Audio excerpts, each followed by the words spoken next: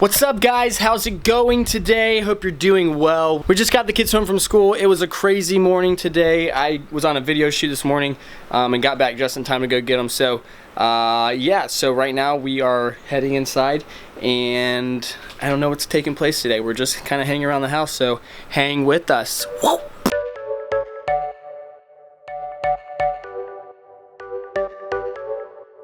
Daggone it, where'd you even find that? Alright, don't touch anything. The paint? Yep. Pumpkins. Where was the paint from? Oh, there's pumpkins. Alright. Well, there's that. Come on, babe, come help me. No, that's okay. Can you show everybody what you're doing? Oh my goodness. Okay. I got blue. You got blue? At least you know your colors, that's good. Yep. Alright, bath time. Well, this is what happens when you turn your back on a child for, I don't know, 1 minute, 2 minutes. Just long enough to get your guest a drink. Exactly, I was getting a guest a drink. All right, come here, let's go get in the bath. Don't touch anything. Yeah, it's under the table. Come on, you. Don't touch, don't touch. Here's a hand, here's a hand. Here's some feet. Here's some colorful feet. Did you learn your lesson? Yep. Okay. All the water. Why'd you do that? Maybe something to like it. Why'd you paint yourself? Maybe my yellow. Yellow? Yeah. You learning your colors at school?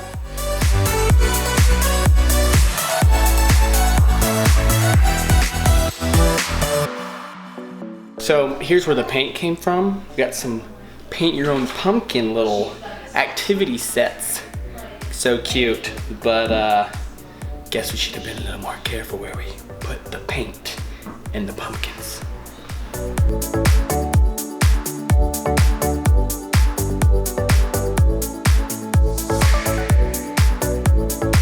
Guys, I'm dead serious. I just got finished cleaning up the stinking paint mess. And then Jude's friend that's here playing, Gigi, comes and says, somebody dumped popcorn all on the floor, made a huge mess. I'm like, what? Like, there's not even popcorn up there. And Danielle's like, oh no, the popcorn's upstairs. I'm like, what? And then this is what I come to. This is literally, just cleaned it up. She just got out of the bath, came upstairs for 2 seconds. And this. And it was a huge bag from stinking Costco or BJ's. Like, there's no breaks ever when you have a 2-year-old. It's not because we have a lot of kids, it's because we have one kid that is 2 years old. Because that's what they do. They cause havoc and they cause mayhem and chaos, and they don't care. They will leave a path of destruction in their wake. They do not care. And the sad thing too, it's good popcorn too. Boom chicka pop, kettle corn. I don't really like kettle corn, but this one was really good. And it's just a shame it's wasted. I guess we could clean it up. Would you eat this? What would you do?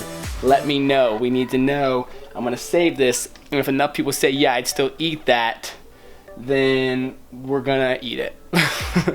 Like, that's literally like the whole bag. I mean, it wasn't completely full, but we'd not eaten that much out of it. So, cool.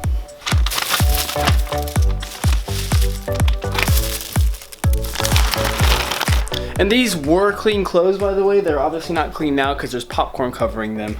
So, if that helps you make your decision on should we eat them or not. I'm not gonna eat the stuff that's actually on the floor. I just took the top layer and put it back in the bag, and I'm just gonna come vacuum the rest of this. Thanks, Gigi, for the update. Don't forget me. Well, don't forget me because I helped you. What did you do? I went, but I saw her first. I went, that's a bad girl, right? Yeah. That's why you should keep them in there for 2 days. Keep them in there for 2 days. Yeah. Goodness. And just so everybody knows, our house, we have a yard sale coming up Saturday, so we've been decluttering stuff. So there's stuff here, there, everywhere.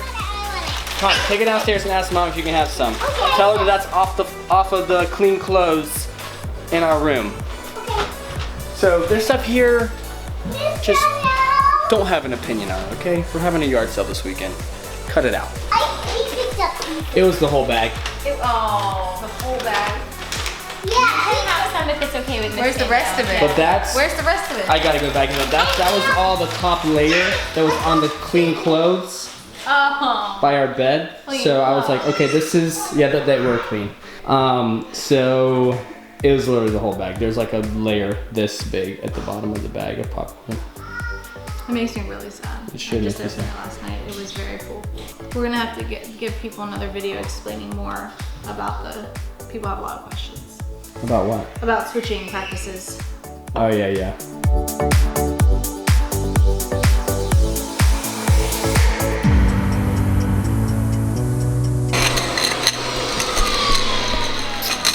Well, this sucks because since it's kettle corn, it's just all sticking together and it's clogging this hose. What am I supposed to do with this? Check it out. Brilliant. It's kettle corn. It's just clogging up the hose. Well, why would you vacuum it? What would you Sweep think it. I would do? Sweep it up. You don't- And then vacuum what's left.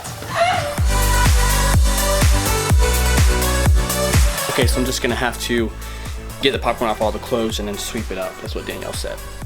So, I don't know how this is gonna go because it's literally sticking to all of the clothes. Why kettle corn? Why not white cheddar popcorn? I love white cheddar popcorn. That's my favorite. Why not that? That doesn't stick to clothes. That doesn't stick to anything. It's just delicious. It comes right off.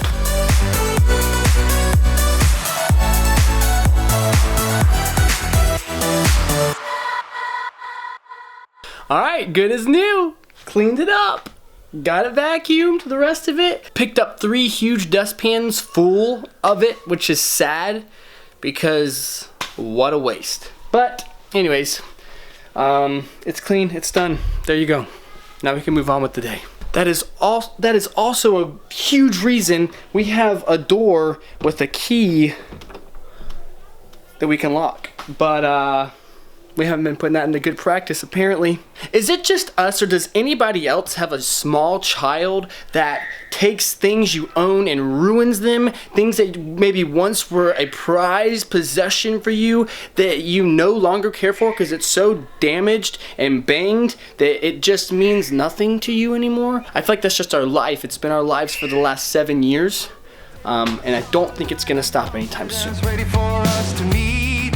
I was standing on the edge of the waterfall, raising my hands up to the sky to see if I lost it all. It's such a messed up place for others to face. I couldn't help them if I tried. Oh, I think I'm part of it. You and I know where I belong, and the wheels go round again.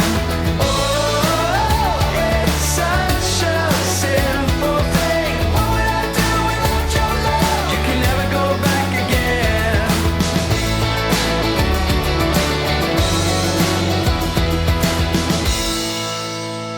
Okay, so let me just tell you guys a little bit about my day because I did not vlog it. It's been crazy.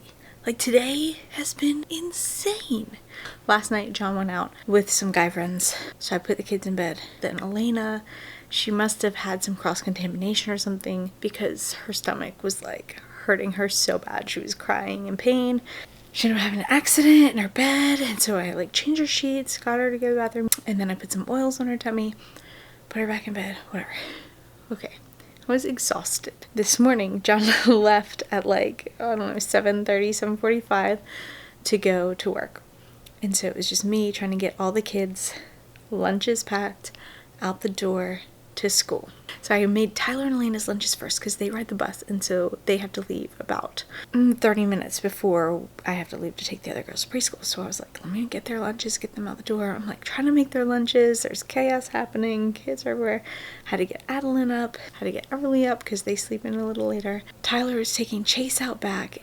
I told her to stay on the concrete, not to go in the mud because like our yard is just a muddy mess. I don't know if Chase was pulling or what, but she couldn't hold on to the leash, so I had to stop making lunches, run outside, go get the dog, try to get him in. He did not want to come back in. So as I'm trying to pull him in, like I'm coming in the door, like come on, but he like put on the brakes so hard, like pulled me, started pulling, like almost pulled me back out the door, out of our back door.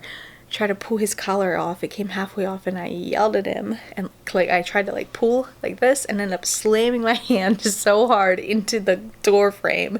Hurt so bad.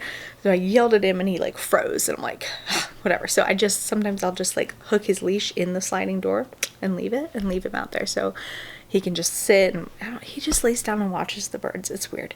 So he was doing that. I'm like fine. So I'm trying to finish their lunches, make sure they have water, make sure they're dressed, make sure they have their shoes, make sure they have all their forms and everything they need. This is like I had 10 minutes to finish everything. So Tyler left, and I'm like, she left like without Elena. They usually walk to the bus stop together, getting Elena's lunchbox, trying to put it in her backpack so she can go. Like we're in crunch mode, hurry up time. I hear something shatter. Great. It was a glass little snow globe that my friend Becca had bought for Jude when she took her to the museum the other day. Jude dropped it. Glass everywhere. I'm like, ah! Like Elena has to go. So I'm like, okay, like watch Ev, like don't, like hold on a minute. Elena's going to watch Ev. I'm like, no, Elena, you have to go. Like trying to hurry her out the door. Jude's supposed to like keep an eye on Everly. Nowhere to be found. Everly's crawling, beelining for the glass. So I'm like, scooped her up real quick, grabbed Elena, hurried her to the door, went outside with her. I'm holding Ev, who needed a diaper change. We go outside and the bus is already there. All the kids are already on it. I'm like, run, run, I'm so sorry, run.